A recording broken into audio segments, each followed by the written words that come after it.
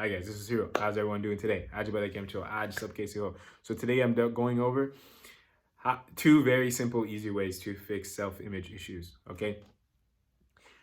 I noticed there's a lot of stuff on the internet about self-image issues, which is valid, right? Because we all have self-image issues, okay? Some at more or less degrees and some at higher degrees, which I'm gonna discuss at the end of this video, how to notice how bad your self-image problems are. But right now, just the two simple tips. But a lot of these tips are much more complicated than they need to be, right? And I have the feeling that these are presented in a much more complicated way so that the people who are presenting them seem a lot more wise than they are. However, in my opinion, the more knowledgeable someone is, the more easier they can actually get information across, okay? So these tips are going to come out super simple, but I just want to let you know, tips in general, mental health tips, whatever, they do not need to be super complicated, okay? You just have to usually just understand the deeper root concept behind the tips and apply them, use some discipline to apply them, okay? Just like how I did with my my meditation video, okay? My easy meditation video. Now, two tips, okay? First one. We all have flaws, right? We objectively, consciously or subconsciously know what our flaws are, right? You know if you're like good looking or not, or if your body's good or not, or if you're short or not, whatever, right? So we have flaws. Now, the first tip is whenever you see people that have these flaws, okay, for both the tips, by the way, there's two parts of both the tips, okay? So this is tip number one. Our flaws, part one of tip one is when you see someone with these flaws, the same flaws as you want to accept it, okay? For example, let's just say you're short. When you see someone else who's short, you want to accept it, right? And part two of tip one is when you see someone who does not have that flaw, you also want to accept it, right? So if you see someone who's tall, you want to accept it. I'll give you another example. If you're a girl and your body is just really not that great right now, if you see someone's body who is not also that great, you want to accept it, right? Let's just say they might, I'm just gonna say you want to accept it, right? If you see someone who has a great body or even just better than you also want to accept it, right?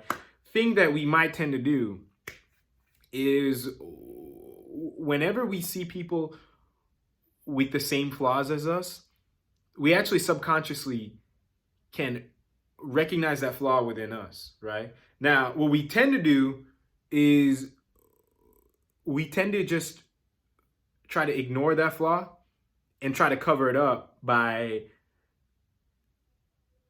interacting with people who don't have that flaw, right? So we kind of subconsciously, energetically tend to mentally steer away from the people who have the flaw. And we tend to only go towards the people who don't have the flaw. And it's kind of to make us feel better about ourselves, right? Like if you're not someone who's good looking, maybe you might tend to try to hang out with people who are get better looking to feel better about yourself, okay? This is not something I'd recommend doing. Okay, now what you do want to do is you want to do what I just told you, and that whenever you do see someone with a flaw, accept the flaw. Okay, we've been taught that, oh, you know, like certain people are better than others based off of superficial stuff, and that's complete bullshit. Okay, especially from a spiritual level. Okay. You want to accept the flaw in these people. If someone's fat, you want to accept it, and like especially if you know you're a little bit overweight, okay? Because it will help you fix your self-image issues, which is what this video is about. Someone's really in shape, right? Like 8-pack, chiseled abs, whatever. You want to also accept that, right? Because you want to accept that this person is not like. You want to just accept it. You don't want to like hype it up in your head, like, oh my God, this person is like this, right? It's not what you want to do here, okay? So that's tip one. Tip two is kind of the opposite, okay? Tip two is, like I said, we all have cons, but we all have pros too. So whenever we see these pros in other people,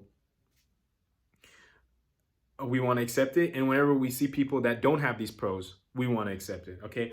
Now, whenever we think of self-image issues, we only tend to think of the bad. However, we need to consider the good too, which is what tip two is about, right? Why? Because any identifications we form in our head, they can haunt you mentally and cause anxiety and all kinds of mental problems, okay? we don't tend to think of it like that. We only tend to think of it the bad stuff only, but the good stuff only does too. I mean, the good stuff also does. Okay, let's just take the opposite examples. You're super tall, right? And you're a dude. You need to, whenever you see people who don't have the pro that you do, which is being short, you want to accept it, right? And then whenever you see people who do have the pro that you do, which is tall, they might be a little shorter than you, they might be a little taller than you. Like I said, we all kind of have the pros and cons to different extents, but anybody who does have it, you want to accept it, okay? And the reason why is because you're kind of trying to dissolve this identification that you have of yourself in your head, which is in long term going to fix your self-image issues, okay? Let's just use the example of a girl. Let's just say you got a great body, okay? It's just banging, okay? Now, you are also going to want to do this. If you see someone who does not have a great body, you want to accept it, right? You see someone who does, you also want to accept it, right? You want to dissolve this identification that you have that, oh, I'm a person with a great body, because this low energy, even though we tend to coin it as good, is running through your brain, but it's still causing all kinds of anxiety, right? So the best way to do it is just to dissolve that. And when you dissolve all these superficial identifications that we have, it tends to just be a lot more peaceful up here, okay? Now, I gave the most superficial example, which is our bodies here, right?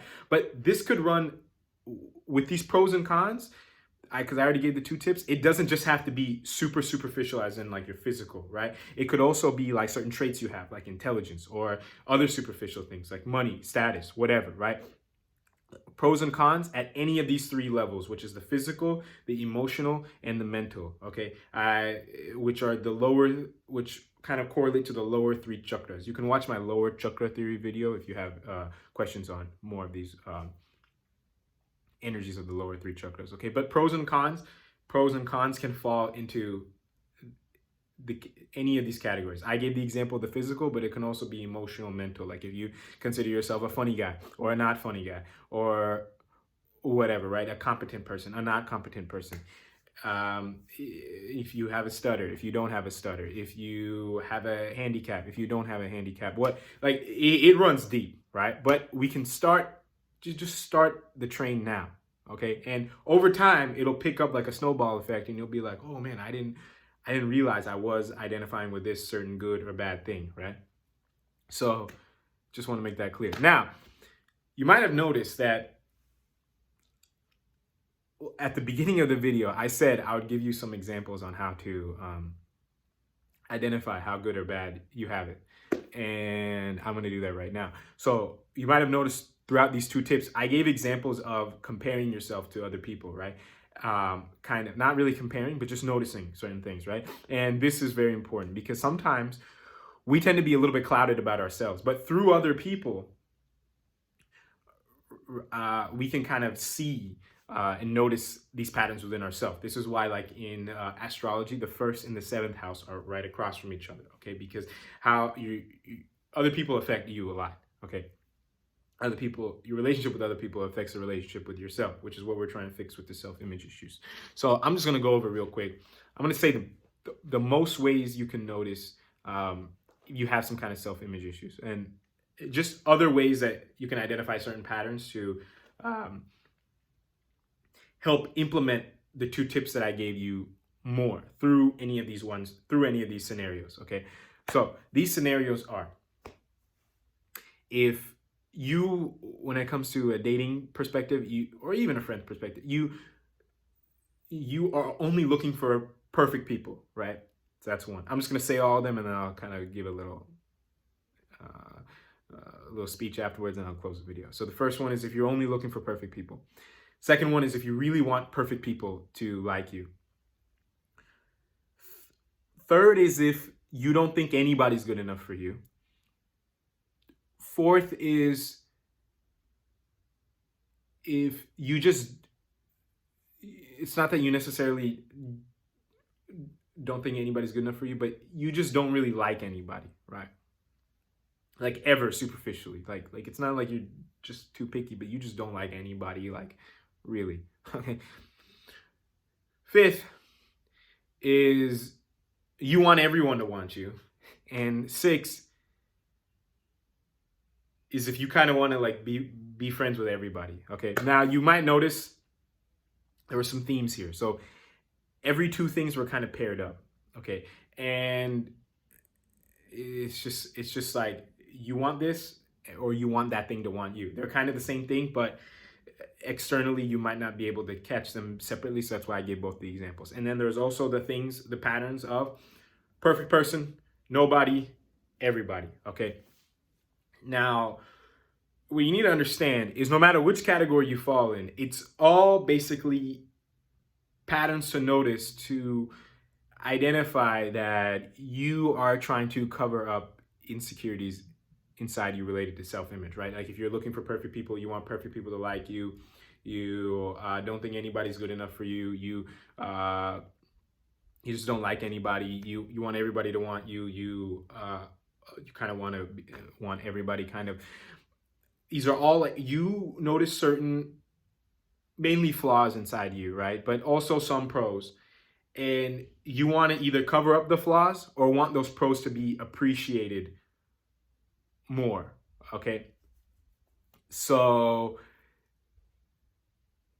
that's that, right? It's those two things. It's either you want to cover up the flaws or you want the pros to be appreciated. And it's usually both, right? Because if you're like there's like a middle area of being grounded, right?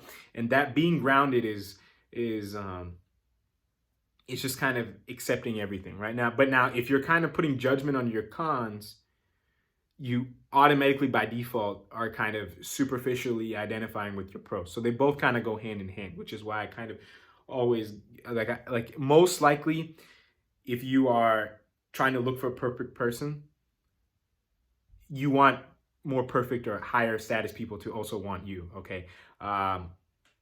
So they kind of all go a little bit hand in hand, and they're all kind of connected. There's 6 examples that I gave, but I kind of just said it independently, but I hope you guys all realize how they're connected because this video is getting too long, so I need to end it. But as usual, if you have any questions or comments, you can feel free to let me know. And until next time, I'll talk to everyone later. Thank you all very, very much for watching.